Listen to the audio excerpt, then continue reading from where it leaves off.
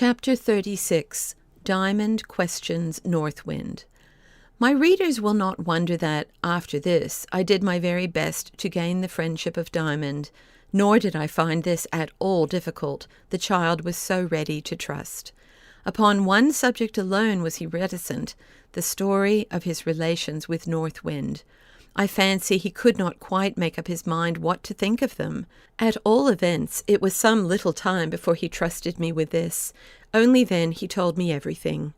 If I could not regard it all in exactly the same light as he did, I was, while guiltless of the least pretense, fully sympathetic, and he was satisfied without demanding of me any theory of difficult points involved.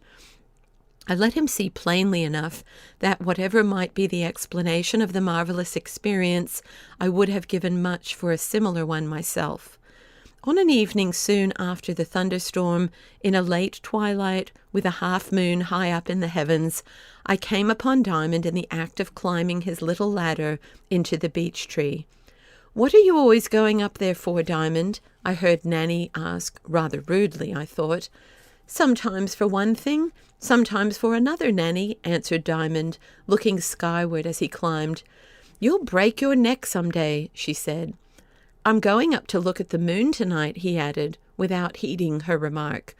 "You'll see the moon just as well down here," she returned. "I don't think so." "You'll be no nearer to her up there." "Oh, yes, I shall. I must be nearer her, you know. I wish I could dream as pretty dreams about her as you can, Nanny." "You silly! You never have done about that dream. I never dreamed but that one, and it was nonsense enough, I'm sure." "It wasn't nonsense. It was a beautiful dream, and a funny one, too, both in one. But what's the good of talking about it that way when you know it was only a dream? Dreams ain't true." "That one was true, Nanny. You know it was. Didn't you come to grief for doing what you were told not to do? And isn't that true?" "I can't get any sense into him," exclaimed Nanny with an expression of mild despair. "Do you really believe, Diamond, that there's a house in the moon, with a beautiful lady, and a crooked old man and dusters in it?" "If there isn't, there's something better," he answered, and vanished in the leaves over our heads. I went into the house, where I visited often in the evenings. When I came out, there was a little wind blowing, very pleasant after the heat of the day, for, although it was late summer now, it was still hot. The tree-tops were swinging about in it. I took my way past the beech and called up to see if Diamond were still in his nest in its rocking head. "Are you there, Diamond?" I said. "Yes, sir," came his clear voice in reply. "Isn't it growing too dark for you to get down safely?" "Oh, no, sir, if I take time to it. I know my way so well and never let go with one hand till I've a good hold with the other." "Do be careful," I insisted, foolishly, seeing the boy was as careful as he could be already. "I'm coming," he returned. "I have got all the moon I want tonight." I heard a rustling and a rustling drawing nearer and nearer. 3 or 4 minutes elapsed, and he appeared at length creeping down his little ladder. I took him in my arms and set him on the ground. "Thank you, sir," he said. "That's the north wind blowing, isn't it?" "I can't tell," I answered. "It feels cool and kind, and I think it may be, but I couldn't be sure except it were stronger, for a gentle wind might turn any way amongst the trunks of the trees." "I shall know when I get up to my own room," said Diamond. "I think I hear my mistress's bell. Good night, sir." He ran to the house, and I went home. His mistress had rung for him only to send him to bed, for she was very careful over him, and I dare say thought he was not looking well. When he reached his own room, he opened both his windows, one of which looked to the north and the other to the east, to find how the wind blew. It blew right in at the northern window. Diamond was very glad, for he thought perhaps North Wind herself would come now. A real north wind had never blown all the time since he left London. But as she always came of herself, and never when he was looking for her, and indeed almost never when he was thinking of her, he shut the east window and went to bed. Perhaps some of my readers may wonder that he could go to sleep with such an expectation, and indeed, if I had not known him, I should have wondered at it myself. But it was one of his peculiarities, and seemed nothing strange in him. He was so full of quietness that he could go to sleep almost any time if he only composed himself and let the sleep come. This time he went fast asleep as usual. But he woke in the dim blue night. The moon had vanished. He thought he heard a knocking at his door. "Somebody wants me," he said to himself, and, jumping out of bed, ran to open it. But there was no one there. He closed it again, and, the noise still continuing, found that another door in the room was rattling. It belonged to a closet, he thought, but he had never been able to open it. The wind blowing in at the window must be shaking it. He would go and see if it was so. The door now opened quite easily, but to his surprise, instead of a closet, he found a long, narrow room. The moon, which was sinking in the west, shone in at an open window at the farther end. The room was low, with a coved ceiling, and occupied the whole top of the house, immediately under the roof. It was quite empty. The yellow light of the half-moon streamed over the dark floor. He was so delighted at the discovery of the strange, desolate, moonlit place close to his own snug little room that he began to dance and skip about the floor. The wind came in through the door he had left open and blew about him as he danced, and he kept turning toward it that it might blow in his face. He kept picturing to himself the many places, lonely and desolate, the hillsides and farmyards and tree-tops and meadows over which it had blown on its way to the mound. And as he danced, he grew more and more delighted with the motion and the wind. His feet grew stronger and his body lighter, until at length it seemed as if he were borne up on the air and could almost fly. So strong did this feeling become that at last he began to doubt whether he was not in one of those precious dreams he had so often had, in which he floated about on the air at will.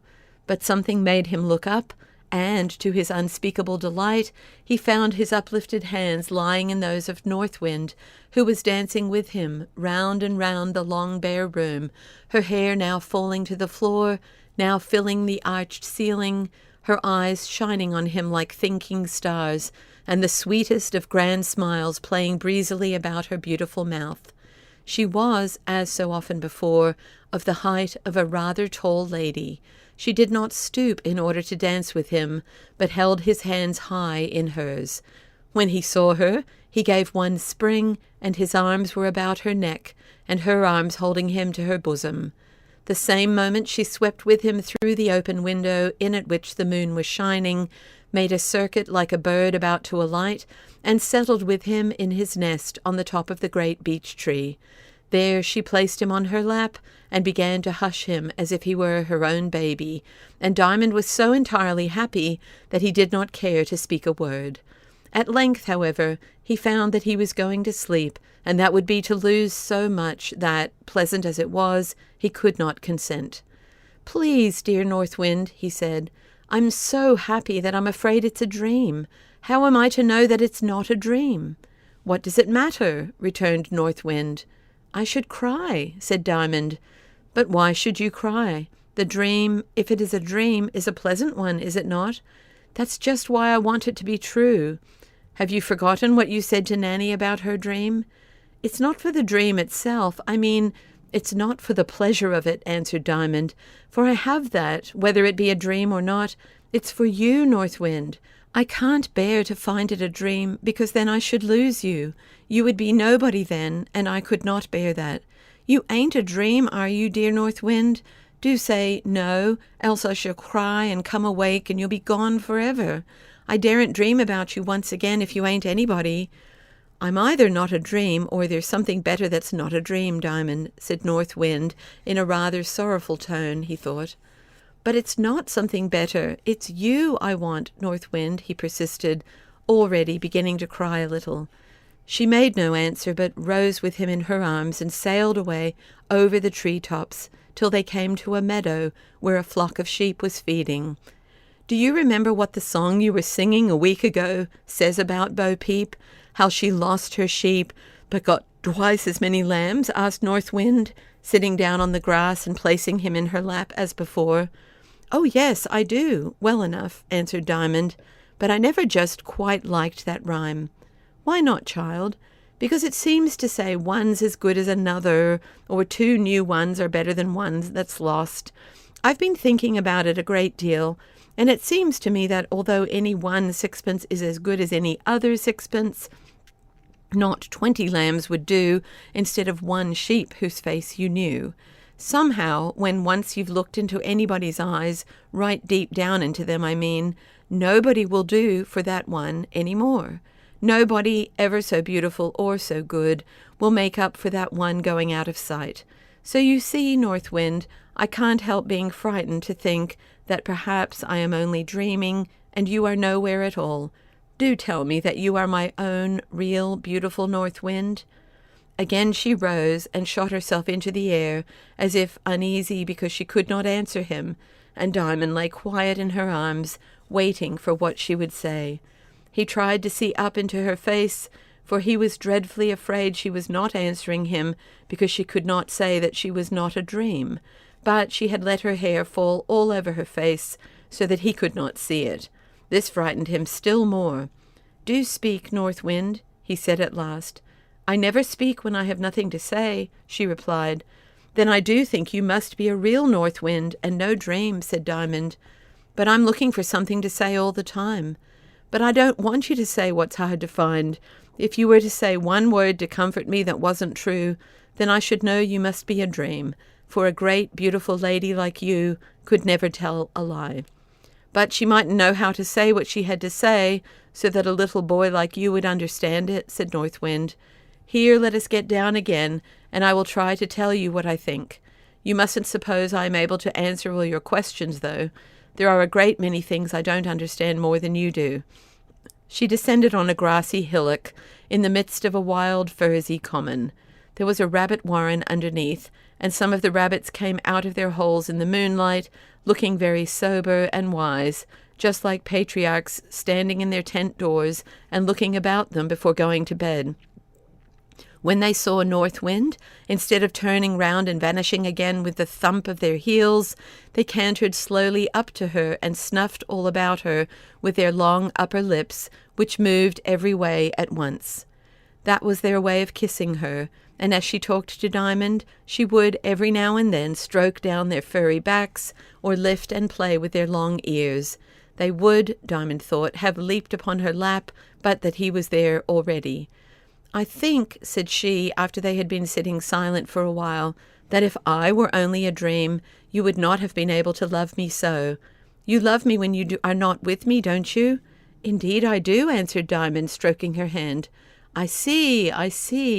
How could I be able to love you as I do if you weren't there at all, you know? Besides, I couldn't be able to dream anything half so beautiful all out of my own head, or if I did, I couldn't love a fancy of my own like that, could I? I think not. You might have loved me in a dream, dreamily, and forgotten me when you woke, I dare say, but not loved me like a real being as you love me. Even then, I don't think you could dream anything that hadn't something real like it somewhere. But you've seen me in many shapes, Diamond. You remember I was a wolf once, don't you? Oh, yes, a good wolf that frightened a naughty, drunken nurse. Well, suppose I were to turn ugly. Would you rather I weren't a dream then?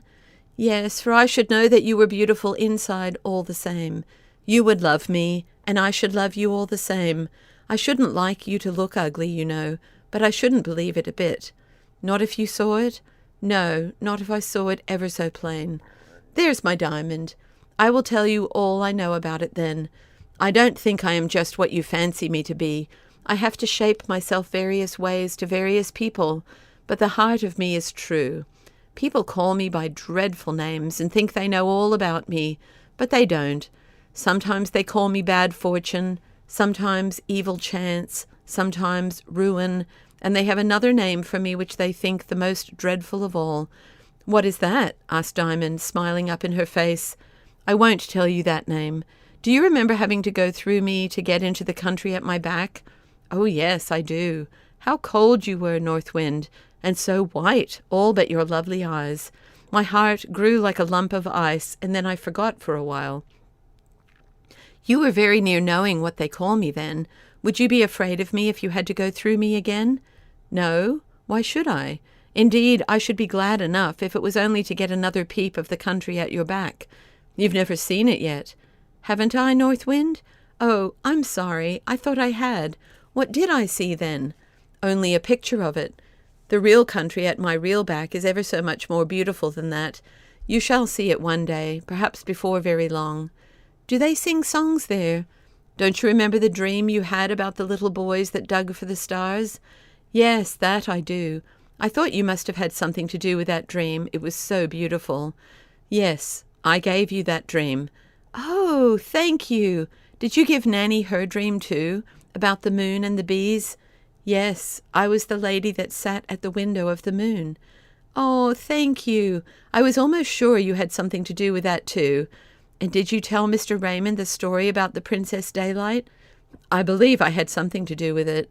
At all events, he thought about it one night when he couldn't sleep. But I want to ask you whether you remember the song the boy angels sang in that dream of yours. No, I couldn't keep it, do what I would, and I did try. That was my fault. How could that be, North Wind? Because I didn't know it properly myself, and so I couldn't teach it to you. I could only make a rough guess at something like what it would be, and so I wasn't able to make you dream it hard enough to remember it. Nor would I have done so if I could, for it was not correct. I made you dream pictures of it, though, but you will hear the very song itself when you do get to the back of my own dear North Wind, said Diamond, finishing the sentence for her and kissing the arm that held him leaning against her. And now we've settled all this, for the time at least, said North Wind. But I can't feel quite sure yet, said Diamond. You must wait a while for that. Meanwhile, you may be hopeful and content not to be quite sure. Come now, I will take you home again, for it won't do to tire you too much. Oh, no, I'm not the least tired, pleaded Diamond. It is better, though. Very well, if you wish it, yielded Diamond with a sigh. You are a dear good boy, said North Wind. I will come for you again tomorrow night and take you out for a longer time. We shall make a little journey together, in fact. We shall start earlier, and as the moon will be later, we shall have a little moonlight all the way. She rose and swept over the meadow and the trees. In a few moments the mound appeared below them. She sank a little and floated in at the window of Diamond's room.